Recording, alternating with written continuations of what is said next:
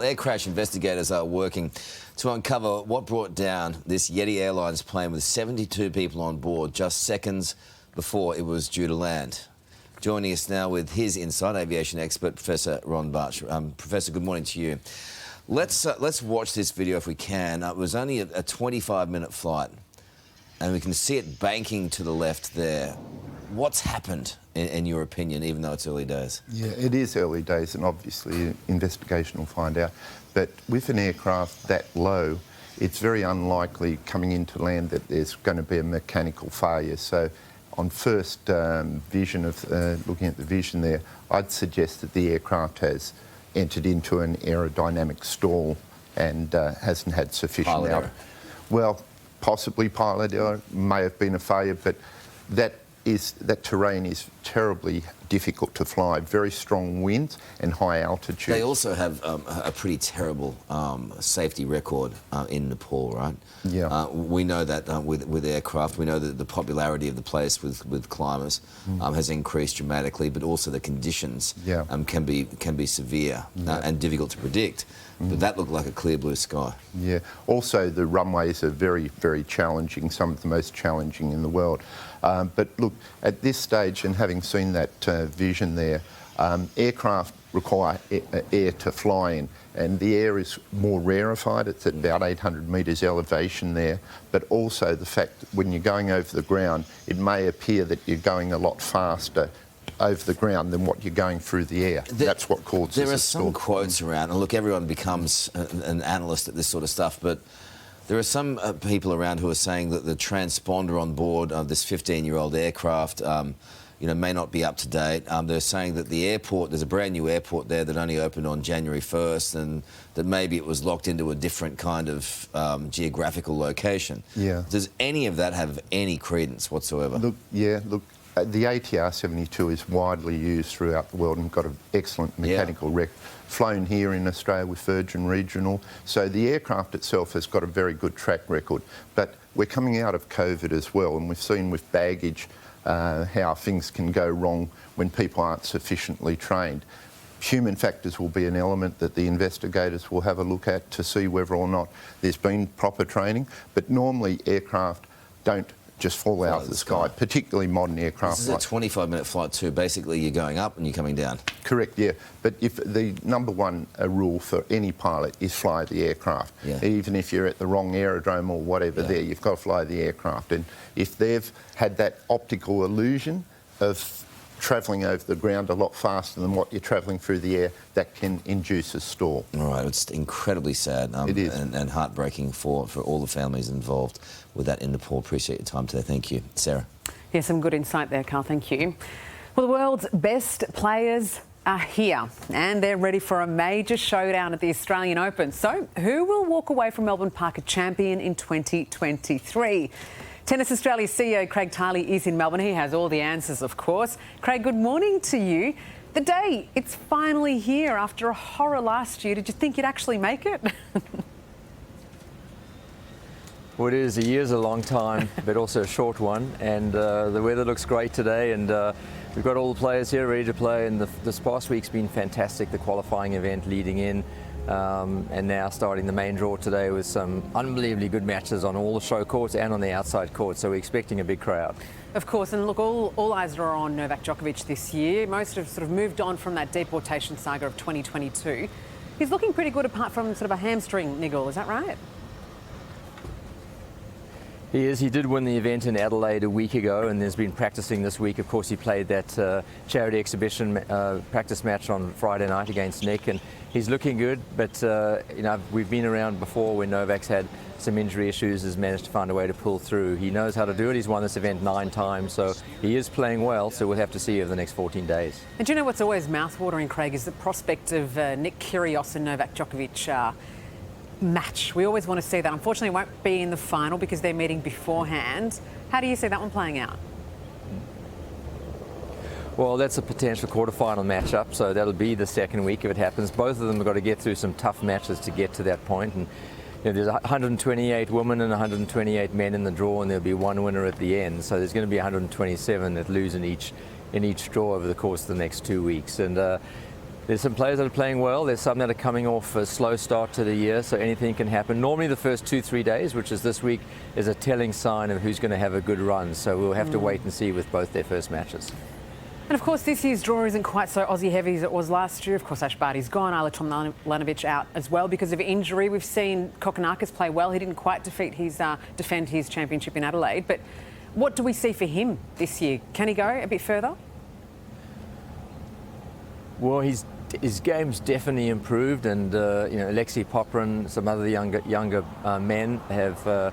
They've been on the verge of making major breakthroughs. They've done well here as well. So I think that on the men's side, there's more that we do have on the women's side, and having Ash go and Dasha Gavrilova been injured and Isla Tomljanovic been injured is not ideal. But there's many of the younger players, gives them now an opportunity, which is great for them. And they're on a pathway to success. It does take time, as did Ash's, and we're excited about what the future holds. It's fantastic. We have a lot more Australian players than we've had before that are competing, and they'll make some breakthroughs inside in the top 50. It could be this year or in the next few years. We'll be watching now, Craig. Just before I let you go, I want to ask you about your lottery proposal. You think it's the future of funding for tennis and sort of sport more generally in Australia? Well, there's enough evidence and research to say that participation in sport is one of the key elements of preventative health for particularly our young kids and for the Australian community. And so the funding of sport is absolutely critical. We're going to go into economic headwinds. So what are the options that we have in front of us? There's government funding, of course, which has always been very generous. There's private funding, and there's, of course, how you make it work commercially for yourselves. And there's other elements, and I'd mentioned that previously, that the lottery could be one of those. So I think it's sports, and all of us should be looking at many different ways to fund the sport and put more funding into it because of the impact it does have on our younger population and the preventative health opportunities it has as well. Thank you, Craig. Always looking to remain globally competitive. We'll see you there soon. Thank you, Carl. Well, help is on the way for Aussies struggling at the supermarket with the rising costs of living. Coles dropping the prices of more than 300 items. Coles Chief Operating Officer Matt Swindles joins us now from Melbourne. Happy New Year, Matt. Nice to see you. It's a happy New Year for customers in some respects. What's going to be cheaper? Well, what we're really trying to do is take kind of 3 core customer missions and give certainty of price and bring the price down on core products. So if you're doing a summer barbecue, we're bringing down the price of lamb loin chops, tip-top hamburger rolls by nearly up to 20%. So that's $23 a kilo on lamb, which banging on the barbie couldn't be any better. Then there's back to school coming up. So we've dropped soft wraps down to $2, and the Aussie staple Vegemites come down to $4. So we're really trying to think about those lunch boxes as we head towards that back to school period. And then finally, customers are telling us they're cooking more at home with the cost of living pressure. So what better than the bolognese? So Dolmio's down 25% at $3 for a jar of bolognese sauce, and bolognese mince, which is already mixed in the right blend. We're dropping that from $6.50 down to $6. So we're trying to cover all those bases as our customers tell us that coming out of Christmas, things are going to be tougher than ever. Realistically, you can only absorb the costs for so long without passing them on. What are we likely to see over the next couple of months in terms of those inflationary pressures at the supermarket, even though you're reducing the price of some of these items? What do people need to get prepared for? Yeah. Well, look, Carl, I mean, everyone's feeling it. You're feeling it across when you fill your car up. You're going to be feeling it when fixed payments on mortgages come off. Yeah. You're feeling your energy bills. What we're really trying to do is take the core shop that our customers do and alleviate as much pressure as possible. You're right, we have to find savings and efficiencies to be able to do that. But there are also other parts where when Mother Nature gets back into bloom again, and our farmers have and continue to do it tough, stone fruit's on great price, Trust tomatoes are fabulous quality and they're at a good price at the minute. So we also need to push and promote great volume from our farmers where those prices are lower. So you're right, it won't be across the whole of the shop, and there are some cost prices coming through. Aren't you also, but we definitely want to provide that basket. Sorry to interrupt. Aren't you also putting a limit on spuds at the moment? Yeah, potatoes has been particularly challenging out of Tasmania. So La Nina, which just keeps bringing rain and cold weather, it caused issues in the potato crop. You can't plant as much, you couldn't grow as much. And for the next probably couple of months, we're going to see some shortages across those areas, particularly in frozen chips, just while we let the farmers recover. How does Macca's not have a problem? Well, I think it depends on where you source your potatoes from, and it depends on what kind of volume of potatoes you're doing. I mean, we all remember when I think KFC put cabbage instead of lettuce into their burgers, and I definitely know that the problem is absolutely industry-wide and everybody's feeling it. Well answered on behalf of McDonald's as well as Coles. You're a legend, Matt. Thank you, mate. Talk to you soon, says. Wait until you go through a drive-through at Macca's, then there won't be any chips left. Yeah, exactly. All right, well, North Queensland is under flood threat this morning after a huge drenching over the weekend. Check out this radar. 300 millimetres falling since Saturday, and there is much more on the way. Deputy Commissioner Mike Wassing from the QFES joins us for his latest advice. Good morning, Mike. Good to see you. Now, just how severe are conditions expected to get? Good morning, Sarah.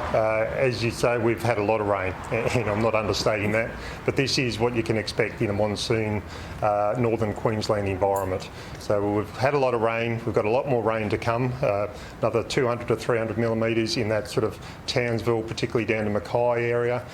We've had a lot of that sort of similar rain out to the west.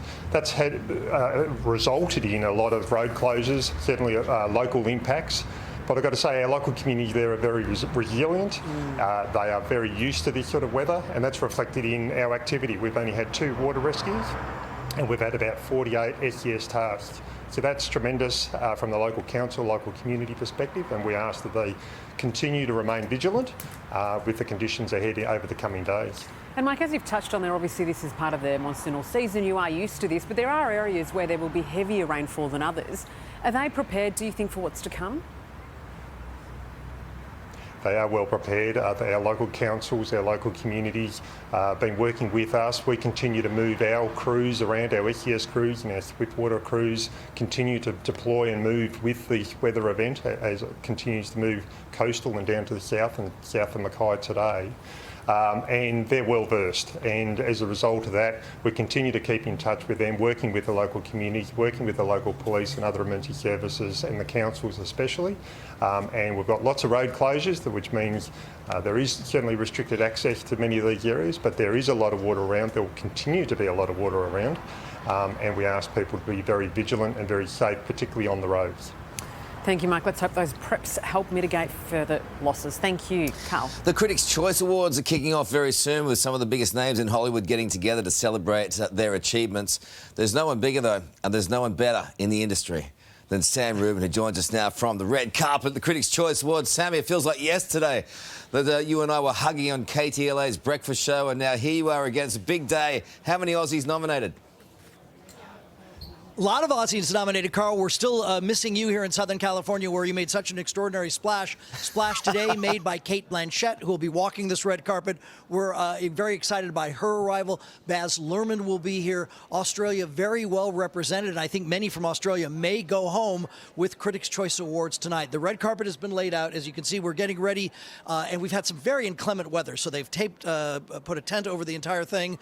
We can't have the coifs damaged in any way, but soon this red carpet will open. Chelsea Handler hosting the show, which takes place about 3 hours from now. You're doing team coverage on that weather and that rain falling over there for your breakfast show over there. Cate Blanchett, is she showing up or not? Yeah, Cate Blanchett is the one who did not attend the Golden Globes. There was an English event, the BAFTA Tea. She was there yesterday in Beverly Hills. She will be here today. And again, I don't know who wins. I vote for this award. I don't know who wins, but Kate's table is the closest to the stage, which indicates to me they put her there for a reason. So we'll see. It's like the Logies, and for the last few years we've always been at the back of the room. I think you had a pretty good indication at the Logies, which of course are almost as big as the Oscars. My friend, just before we go, we know COVID has also raised its ugly head in the States, continues to. The concern was the Golden Globes, a super spreader event. Jamie Lee Curtis, who was supposed to be here, the Banshees of Inisherin, Brendan Gleeson, Colin Farrell, all three have now bowed out at the last minute. So we're thinking about 10 people that we expected here who were at the Golden Globes will now not be here because of COVID. They're rather strict COVID protocols for this event, so we think it'll be okay here today. At least we're keeping our fingers crossed. Go well. Tell you what, you've used that microphone a lot over the years, haven't you? That old thing. Yeah.